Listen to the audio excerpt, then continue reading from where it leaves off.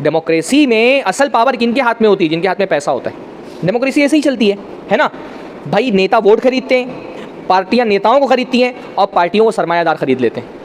पूरी जो जमहूरियत है ना, जमहूरियत का सेटअप ही ऐसा है। नेता लोग वोट खरीदते हैं, पार्टियां नेताओं को खरीद लेती हैं और जो सरमायादार होते हैं, बड़े बड़े कैपिटलिस्ट, वो पूरी की पूरी पार्टी खरीद लेते हैं।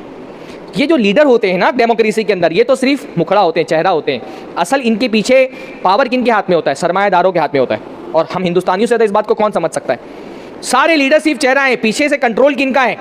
बड़े बड़े सरमायादारों का है। जमहूरियत नाम ही इसी का है। हाँ, डेमोक्रेसी की तारीफ अगर किसी को सही से करनी है तो क्या तारीफ है?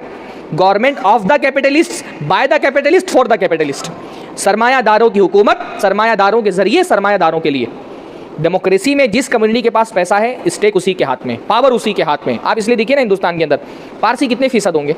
मुश्किल से 2% भी नहीं होंगे हिंदुस्तान में। कितना पावर है उनके पास? हाँ, जिस कम्युनिटी के पास, जैन कम्युनिटी है, जितना कम्युनिटी बहुत छोटी है पर पावर बहुत ज़्यादा है, क्योंकि पैसा है उनके पास। कंट्रोल कौन कर रहा होता है? सियासत में कंट्रोल सरमायादार कर रहे होते हैं। हिंदुस्तान में अगर हमको अपनी सियासत को मजबूत करना है तो अपनी मईशत को मजबूत करना पड़ेगा, पैसा कमाना पड़ेगा, अच्छे कारोबार करने पड़ेंगे, स्टार्टअप्स बड़े हमारे हों, हमारी कम्युनिटी को हमको आगे बढ़ाना चाहिए। हाँ, हम खुद आगे बढ़े, अपनी कम्युनिटी के लोगों को आगे बढ़ाएं। जो हमारे पैसे वाले लोग हैं, उनके पास आइडियाज़ हैं, वो आइडियाज़ नौजवानों में शेयर करें।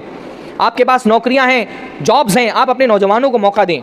पैसा है तो उन पर लगाएं, अपने नौजवानों पर आगे बढ़ाएं उनको।